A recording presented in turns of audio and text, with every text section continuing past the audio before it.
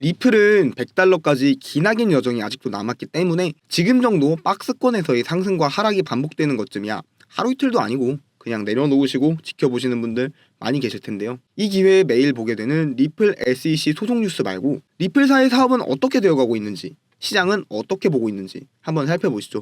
저는 이런 게 더 도움이 되고 좋더라고요. 시작에 앞서 저희 리플 커뮤니티에서는 리플 관련 소식들을 가장 빠르게 공유하고 있기 때문에 리플 XRP에 대해 관심이 많은 투자자분들께서 간편하게 리플 속보 보는 목적으로 많이들 들어와 계십니다. 현재 900여 명이 함께하는 커뮤니티입니다. 편안한 마음으로 들어와 주시기 바랍니다. 영상 하단 더보기 링크를 통해 입장 신청 바랍니다. 리플사가 추진하는 사업의 핵심은 모두 아시다시피 당연히 금융이죠. 리플사는 기술 기반 금융 사업을 펼치는 회사라 보시면 됩니다. 기존 금융회사에서 제공하는 서비스와 그것으로 발생하는 수익 모델을 살펴보면 가장 기본이 되는 사업 분야는 투자와 대출이죠. 이 두 가지 우리 리플도 하고 있습니다. 이런 표를 보신 적이 있는 분들도 계실 텐데요. 비즈니스 캔버스라고 하는 표인데 사업 전개를 위한 세부 사항을 영역별로 정리하는 것입니다. 주로 기획 단계에서 많이 쓰이죠. 우하단 수익 창출 분야를 살펴보면 세 가지가 있어요. XRP 토큰 판매, 거래 수수료, 그리고 투자 수익입니다. 리플이 펼치는 사업을 전통 금융과 기술 기반 금융으로 나누기보다는 고객 세분화를 통해 살펴보면 리플이 추진하는 사업 모델을 보다 이해하기 편하실 겁니다.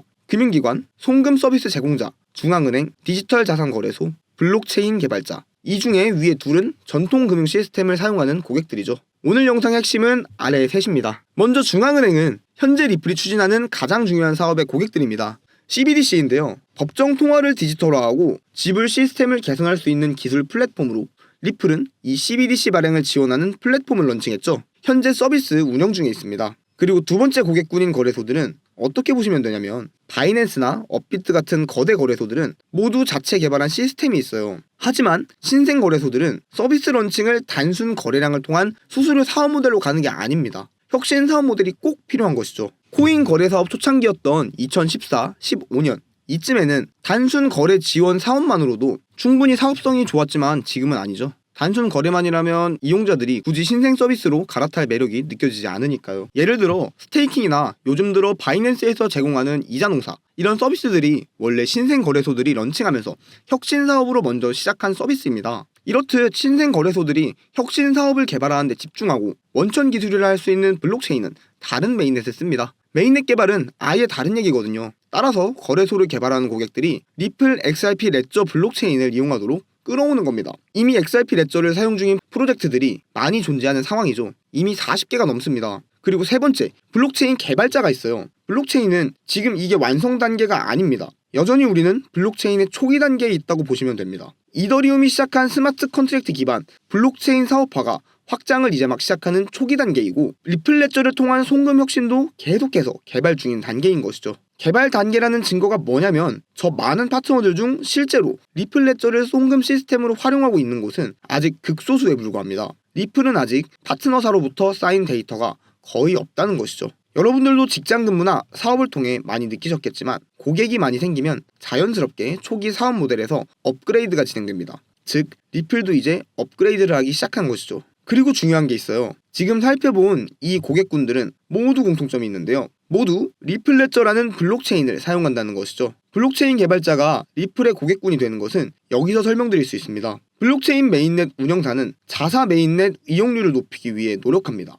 왜냐하면 당연히 거래가 많아질수록 수수료 수익이 높아지니까요. 메인넷 운영사나 운영재단들의 목표는 모두 동일해요. 사업 확장에 있죠. 그래야 블록체인 메인넷 이용량이 늘고 그래야 수수료가 수익이 높아질 테니까요. 따라서 사이드체인이나 레이어2 등 블록체인 개발자들이 신규 프로젝트들을 개발하기 때문에 세 번째 고객군인 것이죠. 이들에게 매력적인 메인넷으로 인식되고자 메인넷 성능 개선, 수수료 또는 거래 속도 문제 해결 등 업그레이드를 계속하는 것이죠. 메인넷들 모두 각자의 성능 경쟁이 곧 생존 경쟁인 것입니다. 그 경쟁에서 금융사업의 핵심 기능인 송수금 영역에 있어서 최강자로 살아남은 것이 바로 리플이죠. 시총 상위권 블록체인 사업들을 살펴보면 스테이블과 도지, 시바이누 같은 밈코인을 제외하고는 거의 메인넷 서비스와 이들의 랩2가 포진해 있습니다. 그래서 리플이 독보적인 것이죠. 이 정도의 혁신을 이끌어냈고 시장 인지도 역시 최상인 것은 사실이나 지금의 박스권의 조정장을 탈출하는 것이 예상보다 시간이 꽤나 소요되면서 투자자들 피로도가 높아지는 분위기가 강해지고 있는데요. 그래서 지금까지 리플과 함께 오랜 기간을 견뎌오신 분들께 선물을 하나 준비했습니다.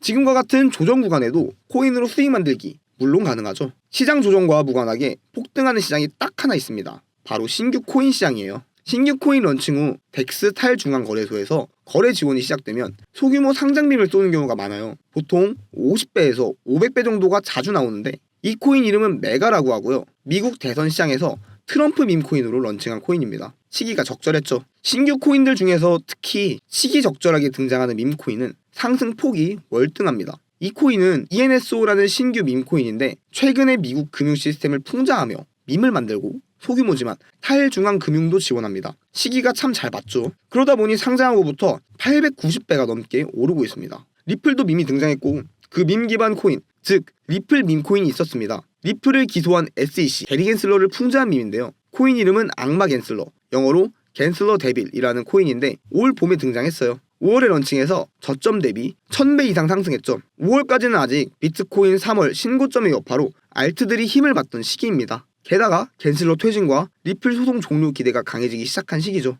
밈코인은 이처럼 시기가 중요해요. 그리고 간혹가다 단순 밈코인에서 업그레이드하는 코인들이 등장합니다. 예를 들어 시바이누가 그렇죠. 초기 신화적인 무려 3600만 배의 상승을 기록했다가 최근 생태의 구성, 탈중앙거래소 등 다양하게 확장해 나갑니다. 이번 상승장에 역대 최고 성적으로 시총 9위까지도 갈 만큼 엄청난 힘을 보여줬죠. 이런 코인이 또 있어요. 이 코인도 밈코인으로 대박을 쳤었는데 개발자들이 그 정도 대박에 만족하지 않고 멈추질 않습니다. 그래서 초기 밈코인 대박 요새를 몰아 기능을 추가했어요. 무려 메인넷을 갖춘 겁니다. 메인넷은 여러분 완전히 다른 영역이에요. 앞서 살펴본 대로 엄청난 채택을 이끌어내야 합니다. 메인넷은 확장의 핵심이라고 말씀드렸었죠. 이 코인 올 봄에 런칭하여 짧은 시간에 이미 이 정도의 채택을 이끌어내었습니다. 시장 기대감이 정말 대단하다는 뜻인데요. 기술도 물론 중요합니다. 블록체인 기술의 핵심은 블록 형성 방법, 즉 거래 증명 방법에 있습니다. 그런 면에서 이 코인 야심찬 계획이 마음에 들더라고요. 비트코인의 PW와 이더리움의 POS의 단점을 극복하는 새로운 방법을 제시하는데요. 이 계획이 제 마음에 들었듯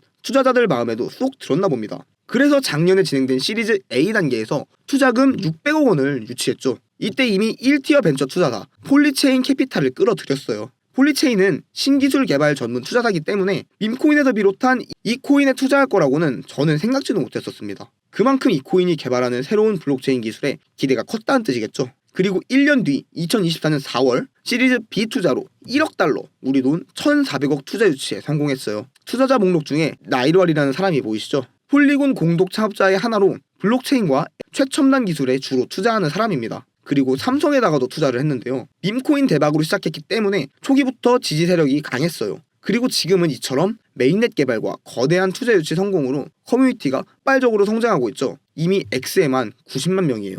밈코인에서 출발하여 엄청난 성공을 거두고 이제는 메인넷 진출까지 성사시킴으로써 기 투자 금액만 2천억이 넘습니다. 밈코인으로서도 메인넷 신규 코인으로서도 이런 코인들이 정말 투자하기 좋은 코인입니다. 초기 블록체인 기술 개발 수준과 투자 유치 금액으로 시바이누보다 높습니다. 시바이누와 같은 전설적인 폭등까지도 예상하는 투자 기관들이 많기 때문에 제2의 시바이누로 기대가 몰리고 있는데요. 이 코인 정보를 저희 구독자분들께만 공유해드리려고 합니다. 종목 정보가 궁금하신 분들은 영상 하단 더보기 안에 카톡 링크 클릭 후 숫자 9번과 시바이누 2 라고 메시지 남겨주시면 해당 코인 정보 무료로 공유해드리도록 하겠습니다. 오늘도 모두들 성투하시길 바랍니다. 영상이 도움되셨다면 구독과 좋아요, 알림 설정까지 부탁드리겠습니다. 시청해주셔서 감사합니다.